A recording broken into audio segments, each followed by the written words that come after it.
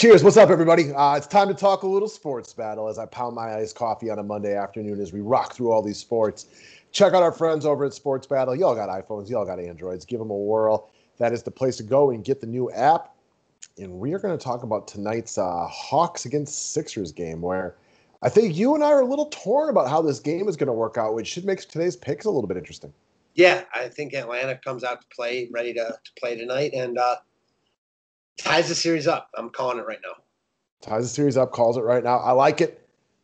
Look, man, as my Bucks now are all of a sudden a part of this playoffs and look like they have a real shot in this series, mostly courtesy to bad luck on the health aspect for the Nets, but, live nonetheless.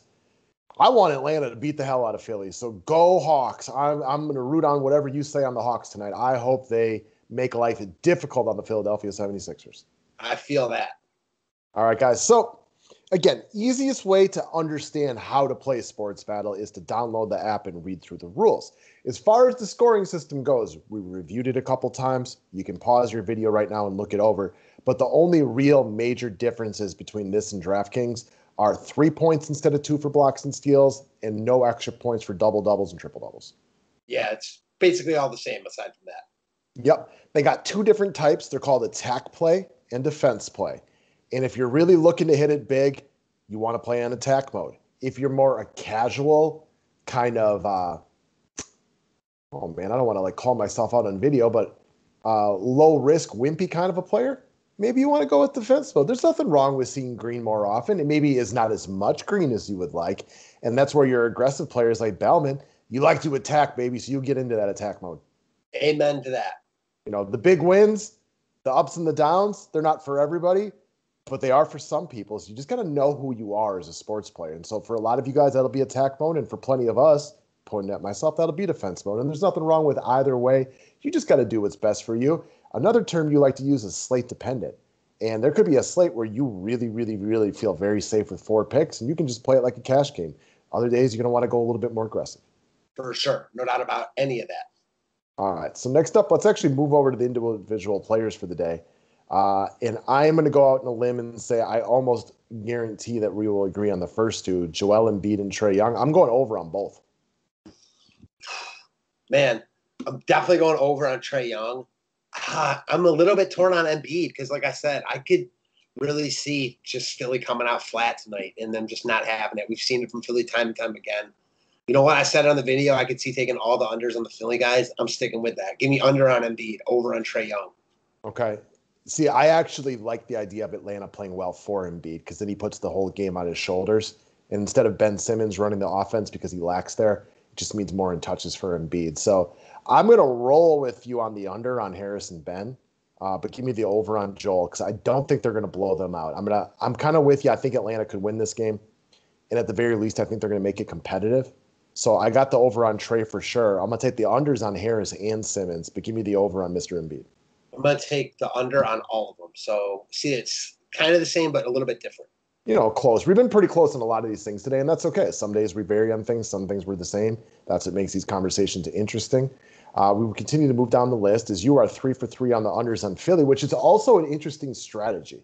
Because if you ever think like a whole team just is funky that day and off, or you think there might be a blowout, rolling heavy on the unders is nice. Too many people, and this is where they lack correlation in basketball, think that if one guy is really good, that means the other guy can't be.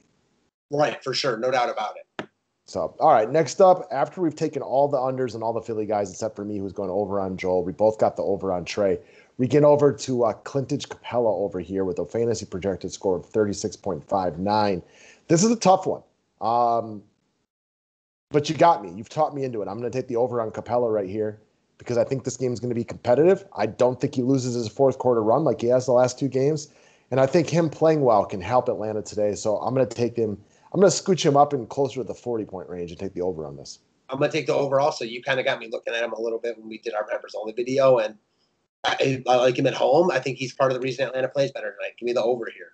Okay, and then last up, we're going to go over to Bogey. And I already know your answer on this one is over. I'm actually going to agree with you again. He's been a little bit off the last 2 games. He's pulled the under on the score twice in a row.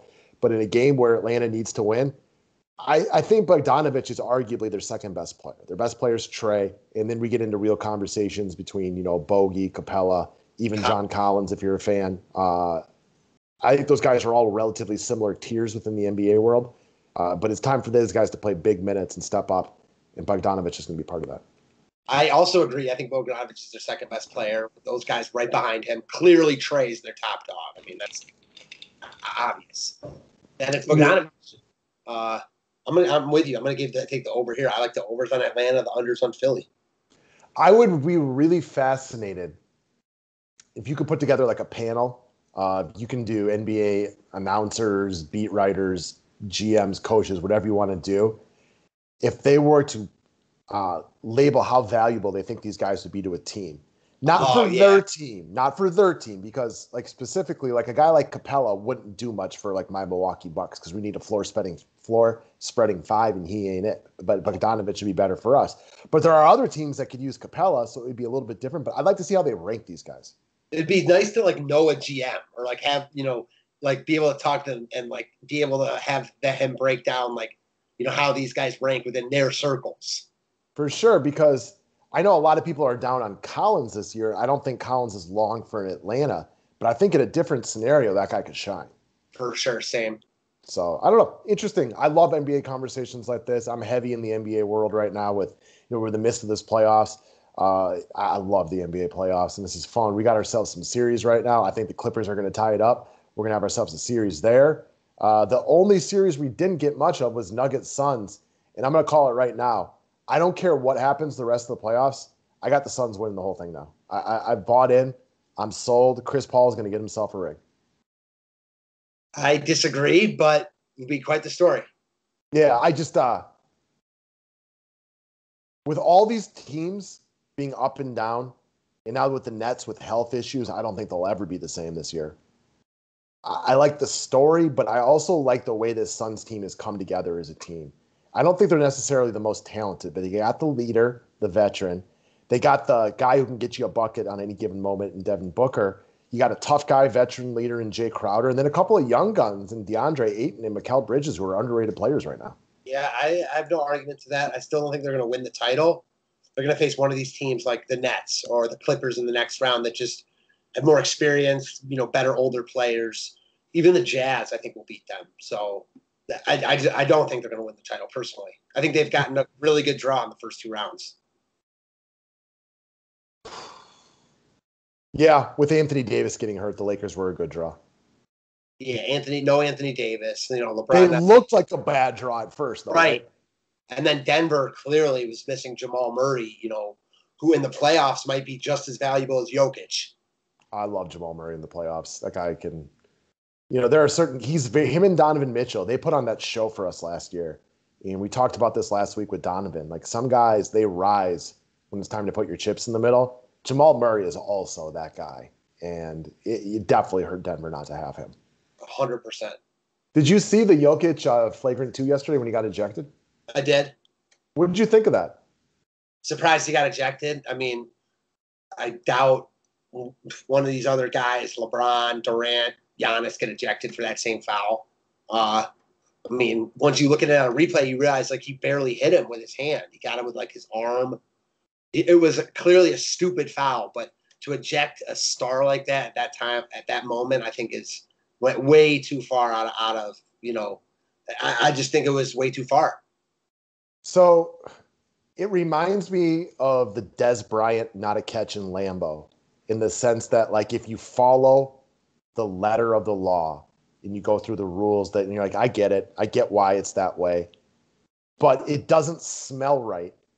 Kind of like the Calvin Johnson catch against the Bears to win the game too, where you're like, that should be that way. And what I'm saying is like, he should not be ejected there. It's the wrong time for it. I get that he wound back and he got him in the face, but I completely agree. It was not the right timing for it. Or like when Amari Stoudemire got off the bench against the Spurs a long time ago. I get it that it follows the rules, but like it was not the right moment for it. And going back to like the Dez catch, like, man, I'm a Packer fan. And I watched Chris Carter do the best breakdown of why it wasn't a catch. But even I, as a Packer fan, was like, that should be a freaking catch. He should have a touchdown on that play. And I get the rules, but it doesn't smell right to me. And sometimes you got to take like the common sense approach. Yeah, exactly. So I agree with you wholeheartedly there. So, okay.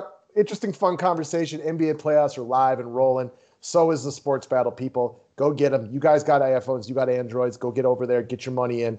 And if you do sign up and start playing, I encourage you to make a comment that you did it. We'd love to hear anybody who has. And I wish you all best of luck tonight. Thanks a lot, guys.